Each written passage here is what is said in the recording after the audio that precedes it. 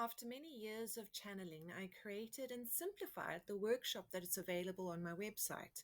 I did it because I found it so important to help people to understand how to work with energy. Because the energy world is both very complicated and very simple, as is the way that our minds work.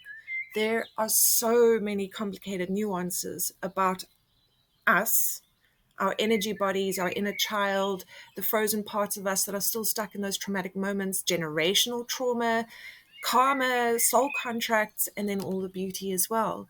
When people are drawn to workshop like this, it's because we want to work through that. We don't want to be stuck or blocked. We want to get on with things. We want to create healthy change, and this is how you do it.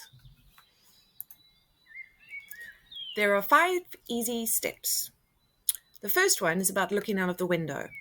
So if you were to read the very long version of my workshop, it would be about connecting with your nature guides.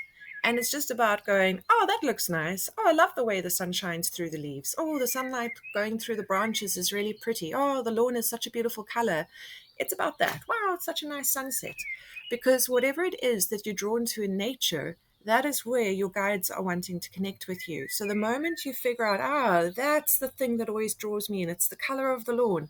The moment you realize that, that's like, haha, if I want to connect with my guide, that is what I do. So step 1, look into nature and see what you like. Step 2, do something that you really like. Favorite cup of tea in your favorite mug with your favorite spoon, wearing your favorite slippers and your favorite dressing gown, whatever it is. Do something that you like, and then look out the window or look at a photo of something that you really like in nature.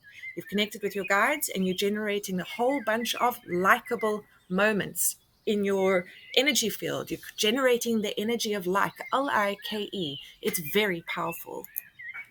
An affirmation said without the energy of like, L-I-K-E, is empty. It can even be draining. So step 1 and 2, so important.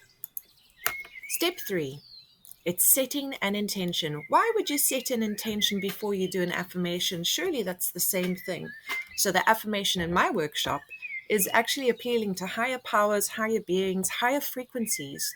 Who are we to assume that we know what they should do and we tell them what to do? All we can do is send out a request and give them permission. So that's the affirmation. And you'll see when you get there, it's worded in a interesting way and it might not make sense to you, but we are appealing to them to go on all sides of time, in all dimensions, alternative universes, parallel universes, who knows what exists. But we're asking them to go hunt around and just to help us resolve some things, but we don't want to do the work. They can do the work. They're super powerful. And we can just make ourselves receptive and available. So that's step 5. Now we come back to step 3, the intention. Why do we set an intention before the affirmation? The intention is to get ourselves ready for the experience. So imagine you have a massage at 2 p.m. Then at 12 o'clock, you decide, I'm going to stress myself out, make everything unbearable so that when I get there for the massage, I cannot relax. I'm covered in sweat and I'm dirty. It's like, who does that? We do not do that. And this is exactly the same thing. Step 3 is, I've got a massage in 2 hours. I'm going to relax, have a cup of tea, sit in the garden for a bit. Maybe it's chamomile tea because I have been a bit worked up. I want to arrive relaxed so that I can enjoy the experience, so that masseuse can do their job and help my body to relax and get those knots out. So this is the same thing. All right. So I give myself permission to welcome in compatibility, resonance, and then some. Why that wording? A lot of the time, we don't know what compatibility and resonance looks like. We have an idea, I want to win the lotto, but maybe the universe is like, how about you win a lucky draw? Or how about you enter in a competition and you win a bed? There are other options out there and we don't always know what that looks like. Therefore, I give myself permission to welcome in compatibility, resonance, and then some. Next thing, I encourage myself to say yes to the good things. Why would we have to say that? Well, subconsciously, the majority of us say no to nice things. Would you like to go to that concert? No, couldn't because blah, I have to stay home for the cat. It's like, actually, you could go to the concert. You could ask the neighbor's kid to come hang out and watch a movie while you're out. You could do it. But often our first response to nice experiences is to say no. I don't know why we're programmed like that, but we are. So I encourage myself to say yes to the good things. encouraging ourselves to say yes is that we activate our imagination. We start strategizing and looking for solutions. By putting this into the intention, we are now generating that energy of making ourselves available to this dynamic. I mean, isn't that exciting? Imagine going into life and then that thing falls over and you're like, I give myself permission to say yes to solutions, to the good things. Right, let's figure it out. It's a very different attitude with which we approach life. Then, this is for people who are wanting romance, but I mean, this can apply to everything.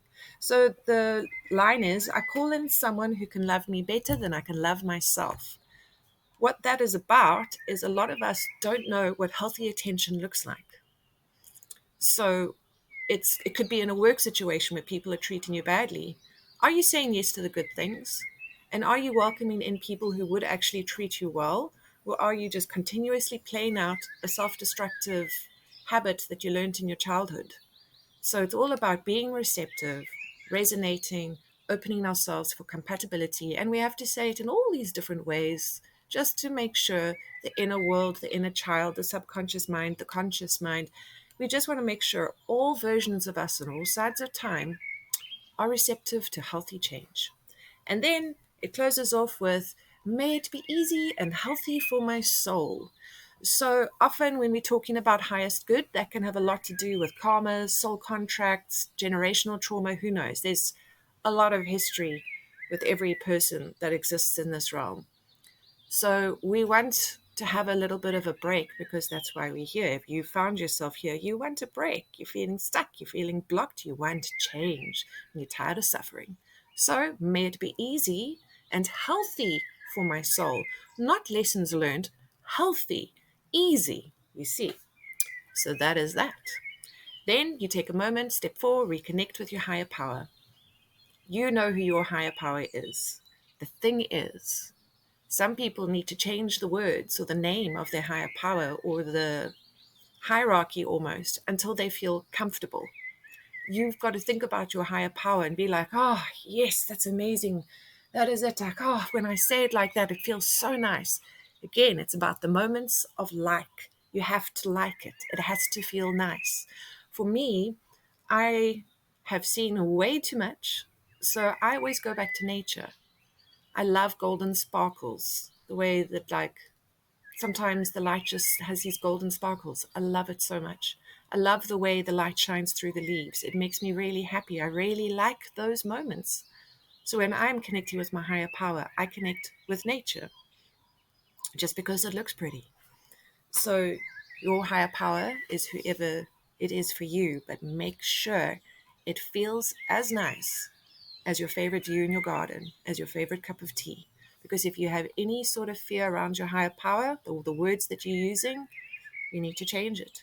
Some people believe in God, but the way that they were raised, the word God shows, it brings up a little bit of fear in them. And then I encourage them, try a different word, like higher power, higher beings, the highest form of light, the universe, the source.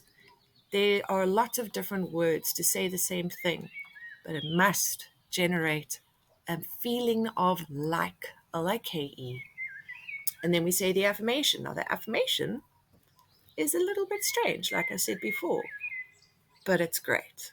It's really, really great, because it just makes available in anything that could be existing out there, that our higher beings are wandering around time, alternative dimensions, whatever it is that might be having a negative impact on our life. We have given them all the permission in the world to help us, to make it easy and healthy. And they're like, I'm just going to wander off into that dimension, and let's go back to that situation 10 years ago and just lighten the load so that this change can take place.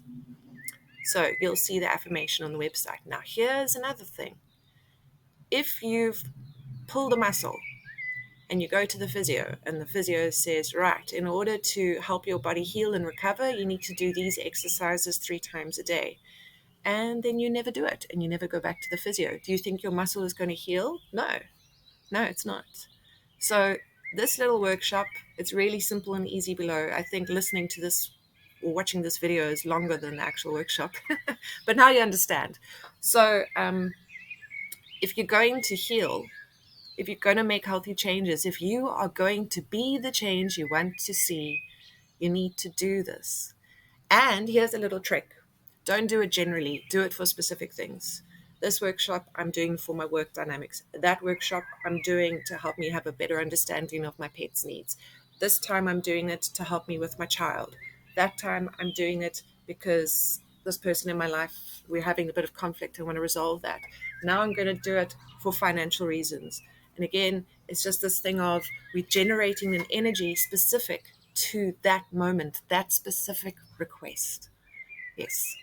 Because if we lump everything together, the higher beings are going to be doing their own thing, which is absolutely fine. But if you want to notice the results, you need to know what you are asking for. What were you Googling?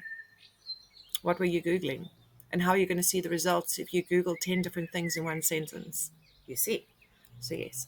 But as you wish, that is just the advice that I've been channeling. Yeah. So, I hope you enjoy. It's really interesting. And it does help lift anxiety and depression because you dedicating 5 minutes every single time you do this, you're dedicating 5 minutes to look for things to like. It adds a certain type of energy to the hours that follow. And if you find that energy going away, you do the workshop again. It's just another 5 minutes sitting in the car, locking yourself in the toilet stall at work, looking at pretty pictures on your phone and thinking about something that you like, remembering, oh, my dog's ears are so silky and smooth. It's so cute. And the way she snuggles, and then my cat was purring. You just generate those moments. Then you're like, I give myself permission to welcome in. You see? So yes, enjoy, have fun, and thank you for watching.